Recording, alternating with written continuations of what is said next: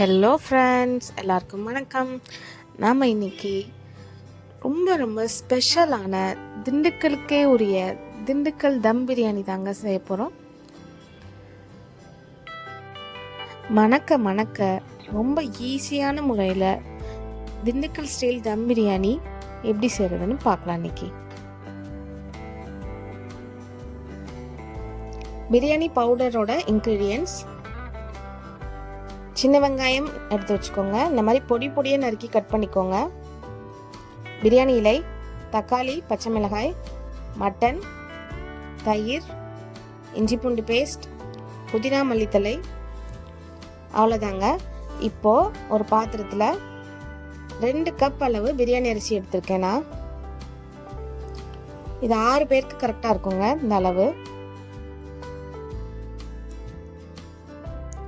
இப்போது குக்கரில் மட்டனை சேர்த்துக்கோங்க, நல்லா வாஷ் பண்ணிவிட்டு சேர்த்துக்கோங்க. இதில் இப்போ பிரியாணி பவுடர் 2 டீஸ்பூன் சேர்த்துக்கலாம். பிரியாணி பவுடர் எப்படி செய்கிறதுன்ட்டு நான் ஆல்ரெடி வீடியோ போட்டிருக்கேன், பார்த்துக்கோங்க.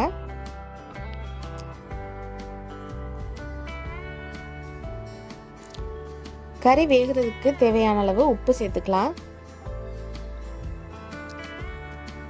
கறி மூழ்கிற அளவுக்கு தண்ணி ஊற்றி நல்லா மிக்ஸ் பண்ணிட்டு மூடி வச்சிடலாம்.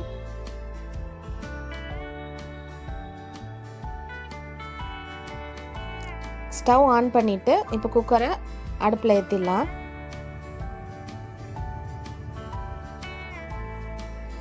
இப்போ இது மூடி ஒரு விசில் வச்சுக்கலாம். ஒரு விசில் வந்ததும் 5 மினிட்ஸ் சிம்மில் வச்சு ஆஃப் பண்ணிடலாம்.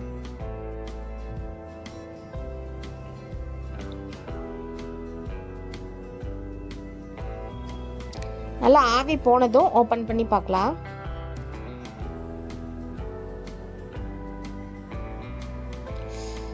பாருங்க, கறி நல்லா வெந்து வந்திருக்கும்.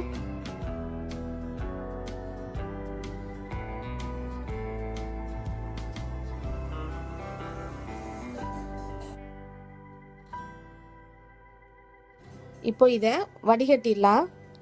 அந்த தண்ணி நமக்கு தேவை, வேக வச்ச தண்ணி நமக்கு தேவை. ஸோ அதை கொட்டிடாதீங்க, அதை வச்சுக்கோங்க. நெக்ஸ்ட் ஸ்டவ் ஆன் பண்ணி ஒரு பேன் வச்சுக்கோங்க. அதில் கீ சேர்த்துக்கலாம்.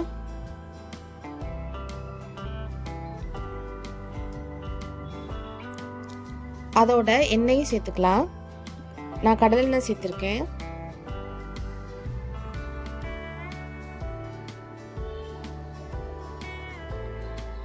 நல்லா காஞ்சதும் பிரியாணி இலை சேர்த்துக்கோங்க.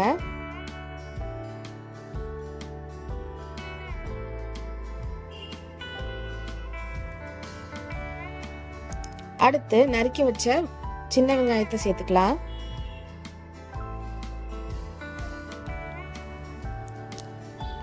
இப்போ இதை நல்லா வதங்கணும்.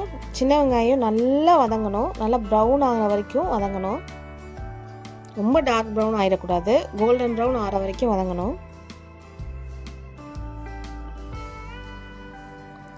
பச்சை மிளகாய் சேர்த்துக்கலாம்.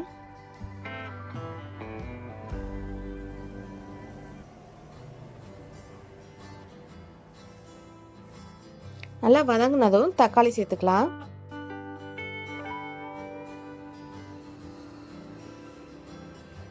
நல்லா சாட் பண்ணி விடுங்க.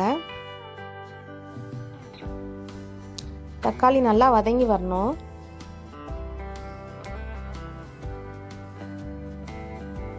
நல்லா வதங்கி வந்துருச்சு. இப்போ இஞ்சி பூண்டு பேஸ்ட் சேர்த்துக்கோங்க.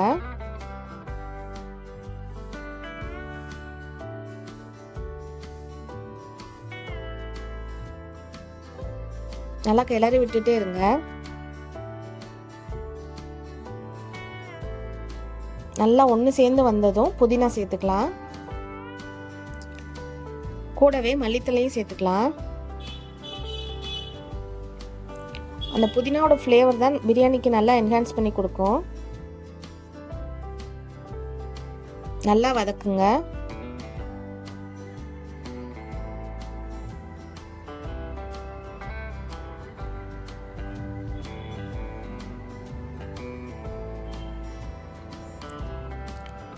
இந்த டைமில் தான் நம்ம அந்த பிரியாணி அரிசியை ஊற வைக்கணும். புதினா போட்டு நல்லா வதங்கின டைமில் தான் நம்ம பிரியாணி அரிசியை ஊற வைக்கணும். அப்போ கரெக்டாக இருக்கும். இப்போது தயிர் சேர்த்துக்கோங்க.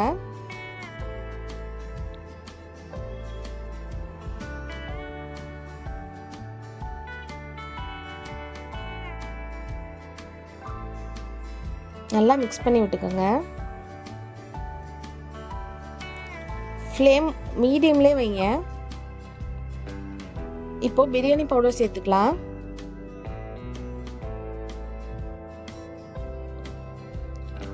கூடவே வேக வச்சு மட்டன் சேர்த்துக்கலாம்.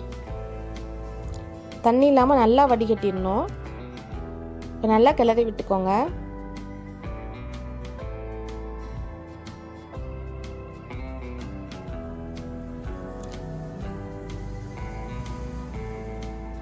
ரொம்ப ட்ரையாக இருக்க மாதிரி இருந்துச்சுன்னா 1/2 டம்ளர் அளவுக்கு தண்ணி சேர்த்துக்கோங்க. அந்த வடிகட்டின தண்ணி கூட சேர்த்துக்கலாம். கறி வேக வச்ச தண்ணி வடிகட்டி வச்சுருக்கோம்ல, அதையே சேர்த்துக்கலாம் 1/2 டம்ளர் அளவுக்கு. நல்லா கிளறி விட்டுக்கோங்க. அப்போ தான் ஜூஸியாக இருக்கும் மட்டனு.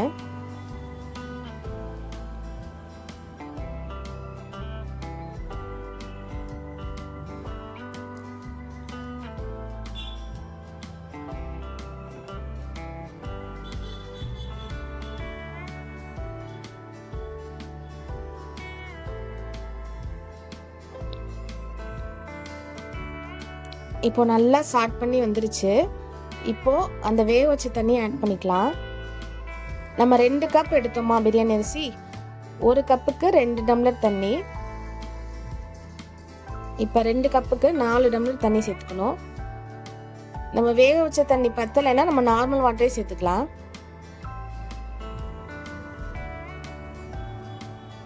நான் 4 கப் தண்ணி ஊற்றிருக்கேன்.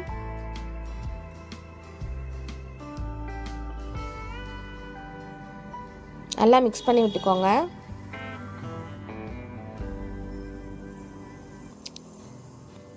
இப்போது உப்பு போட்டுக்கோங்க. நல்லா மிக்ஸ் பண்ணிவிட்டு உப்பு சரியாக இருக்கான்னு பார்த்துக்கோங்க. இப்போ பார்த்தா தான் கரெக்டாக இருக்கும்.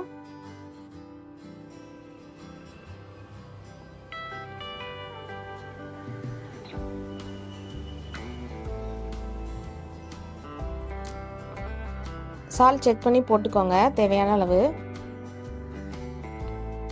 காரத்துக்கு 1/2 டீஸ்பூன் மிளகாய் போட்டாலே போதும். மிளகாய் தூள் போட்டாலே போதும்.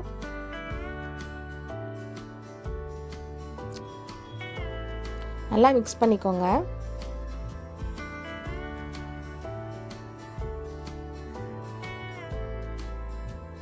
இப்போ மூடி வச்சுட்டு அது கொதி வரணும். நல்லா கொதி வரட்டும். கொதி வந்ததும் சிம்ல வச்சுக்கோங்க. நல்லா கொதி வந்துருச்சு.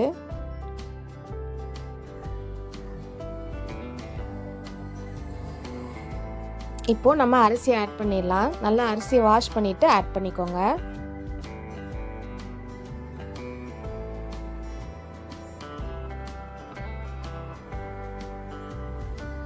ஃபுல்லாக ஆட் பண்ணிட்டு நல்லா மிக்ஸ் பண்ணி கொடுங்க.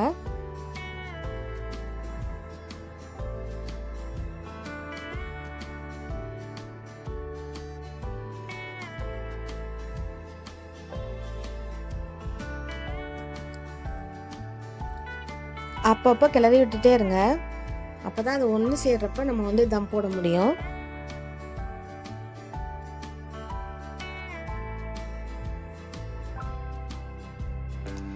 இப்போ ஃப்ளேம் வந்து மீடியமில் தான் இருக்கணும். ஆனில் வச்சிடக்கூடாது. இப்போ மூடி வச்சுக்கோங்க.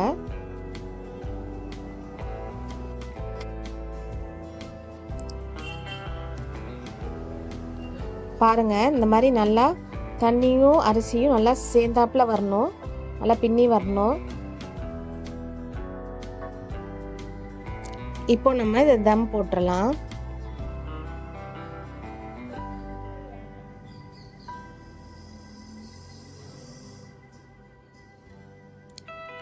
இதை எடுத்து இன்னொரு சைடு வச்சுட்டு இதே ஸ்டவ்வில் தோசைக்கல் போட்டுக்கலாம்.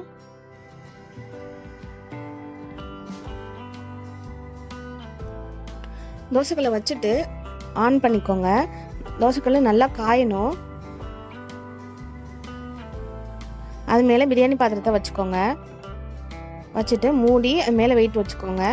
தோசைக்கல் நல்லா காஞ்சதுக்கப்புறம் ஃப்ளேமை சிம்மில் வச்சுக்கோங்க. சிம்மில் வச்சு 20 நிமிஷத்துக்கு அப்புறம் அதை நம்ம ஃப்ளேமை ஆஃப் பண்ணிக்கலாம்.